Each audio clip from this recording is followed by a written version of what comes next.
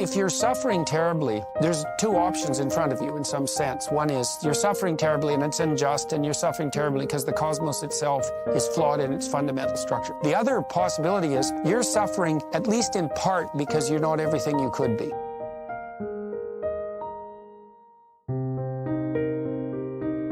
And I realized that life isn't fucking fair. It's not fair. And you better figure out some tools and some ways to stop feeling sorry for yourself, because no one is coming to rescue you. No one feels sorry for you. Right.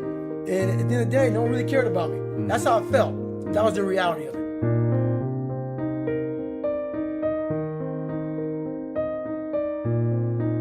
It's easy to give up. It's the easiest thing in the world to do. I'm done. I ain't going. I ain't gonna keep going. I don't feel like going to work. It's very easy.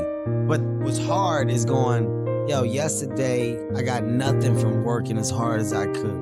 Nothing happened from that. I'm gonna do the same thing again today, but I'm gonna try to go harder. That's the hardest thing in the world. To get up every day and give 100% and be in the same position that you were each day, but mentally know that you're trying and trying and trying. That's a real grind.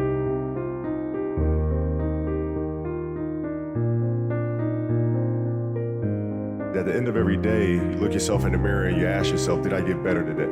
If the answer is yes, and you do that for 5 years, 10 years, 15 years, how much better are you gonna be? Are you getting better every single day? That's the question. And it's just taking small steps. You don't try to get it all done in one day, in 1 week, in 1 year. It's the process of getting better every day and doing that for a period of years that then create the masterpiece.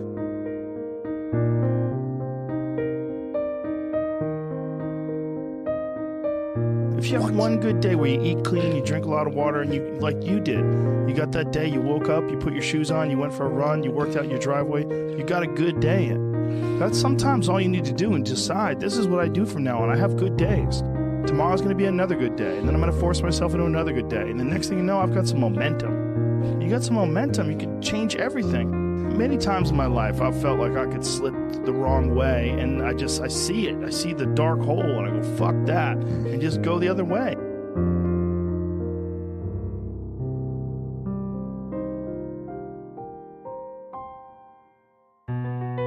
You gotta shut off technology.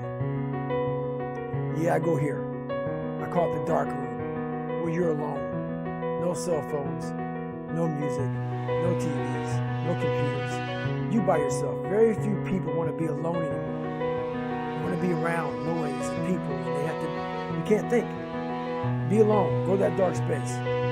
In that dark space, shut life off for a little bit. Go to a dark place in your mind and figure out what you want to be. The superpower of learning to be alone and enjoying it. Well, I think it's critical, and I do think that these times where you just think about things, just be alone and think about things, are so rare these days.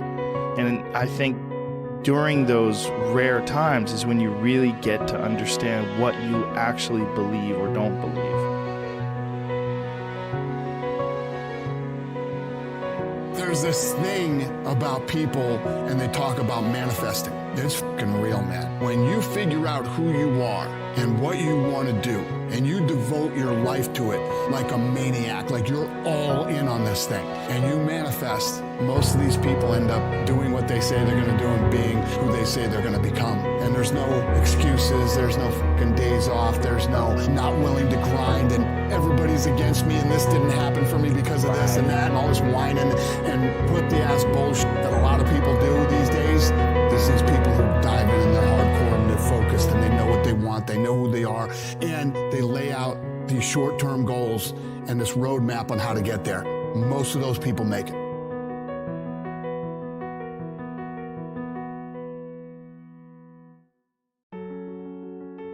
When you said, I'm all in, were you really all in? Let me tell you what the cost of being all in is. Early mornings, late nights, being misunderstood, having very few friends, being your own cheerleader. Are you those things? People always talk about, man, I'm a hard worker. Everybody in this room is a hard worker. That's not going to separate you from anybody else. What are you working hard on? People always look for one thing for the other. Oh, you know, you got to work smarter and not harder. No, you got to work smarter and you got to work harder.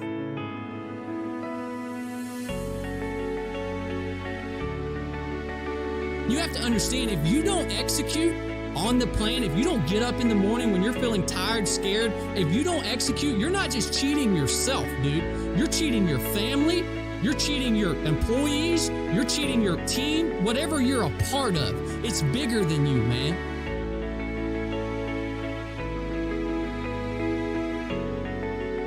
Wake up. We have a moral burden to bear, and that's the adventure of our life.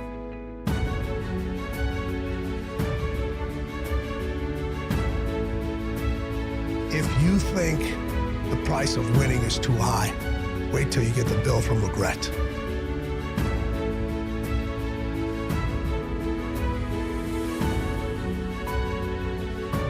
And then you put a goal in your mind.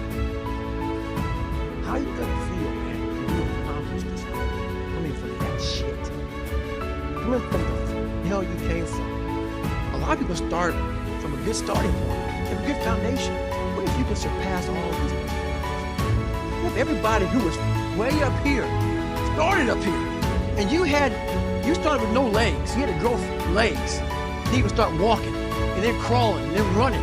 And then you start passing people and all this given to them. I had to use all this negative shit that was making me weak and horrible as a person. I had to use this as the power that now fueled. I had to flip it on its head and say, hold up. This might be exactly what I need. The darkness is exactly what I need. It's how you look at your situation.